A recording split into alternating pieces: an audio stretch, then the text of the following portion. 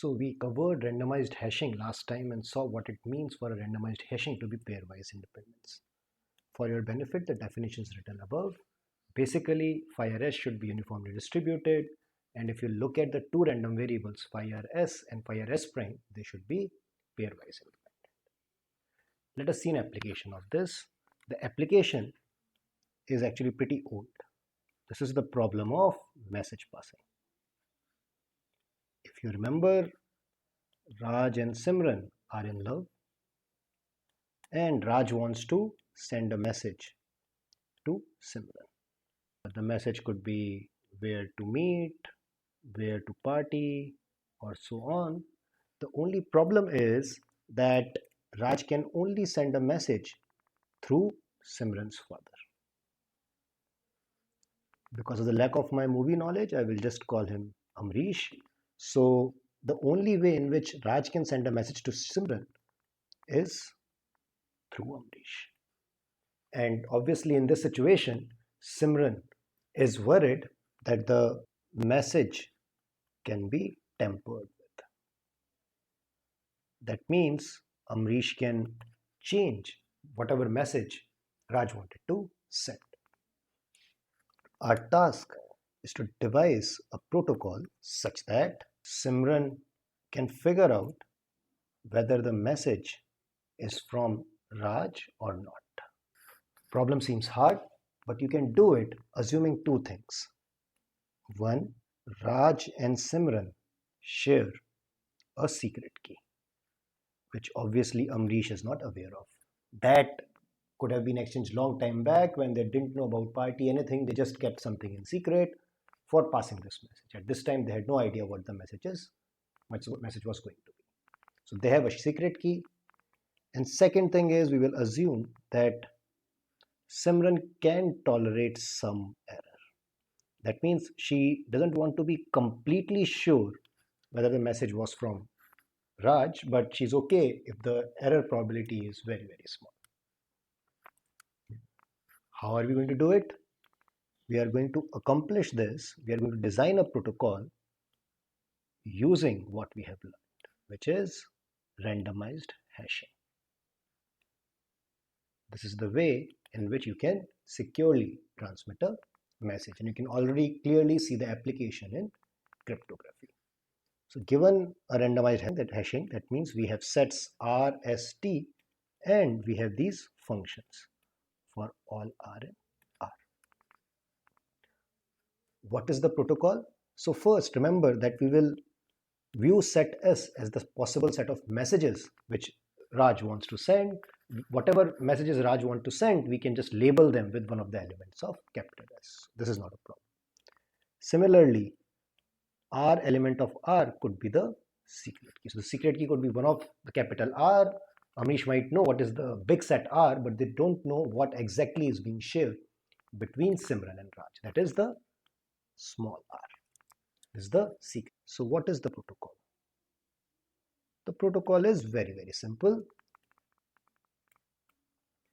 Raj sends S the message and the hash according to that message. This is what Raj will send. We will assume that Simran will receive some x comma y, which are the messages she has received, and then she will check if the hash of x is equal to y. Yes, then accept. That means the message is from Raj. Otherwise, message is tempered. This is the protocol. And in almost all these cases, the task is to show that this works with very, very high probability. So Simran is correct with very, very high probability. First, let's see how can Amrish cheat. Even if Amrish knows this hashing scheme, all the protocol, he can only cheat if he can pick x prime and y prime such that phi r of x prime is equal to y prime. Notice that he will have access to x comma y. and then he wants to figure out x prime and y prime such that phi r x prime is equal to y prime. How can he do it with very high probability? That is the question we are asking. And obviously it is cheating only if x is not equal to x prime. Otherwise the same message has been transmitted. So the question we have to ask is, with what probability can Amrish cheat? Remember that this is what Raj has sent, and Simran has received x comma y, paired like that, and you want to know whether they are transmitted correctly or they have been tampered with. Call E to be the event that Amrish is able to cheat. This is the event we are interested in. We want to find out what is the probability of E, and our task is to show that this is small. Remember, we said in the beginning, Simran can tolerate some error. So that is amounting to say that probability of E is small.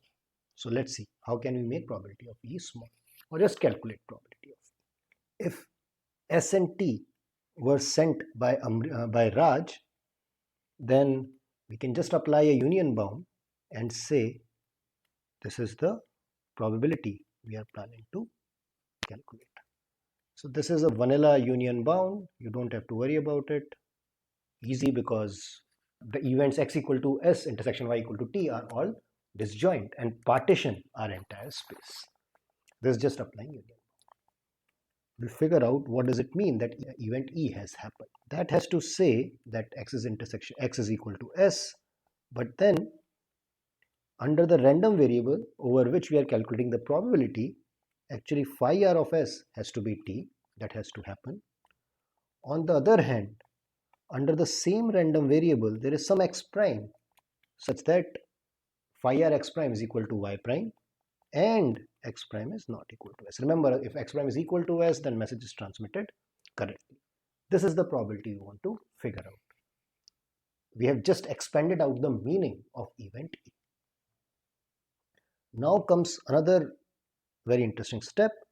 You realize that Raj picking an element S and this random variable R, which is coming from a randomized hashing, these two are completely independent. Raj picks up S completely uniformly, very differently as compared to how the randomized hashing is picked. So in other words, these two events can be broken and separated out. Correct?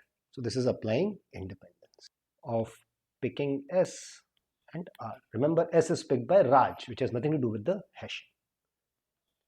And now this is the probability you know because of the fact that we had a pairwise independence randomized hashing. This has to be 1 by t square. And now a bit of calculation, which is not very difficult. This will turn out to be 1 by t. Since probability of x is equal to s is equal to 1, this is 1 by cardinality of t. So this is the probability by which Simran can be fooled. So by choosing t to be big enough, we can make sure that Simran is not fooled with a very high probability. This finishes the discussion of independence. We saw that we can define pairwise independence, mutual independence. It allows us to have a protocol where we can check whether a message is tampered with or not by the concept of pairwise independent randomized hashing.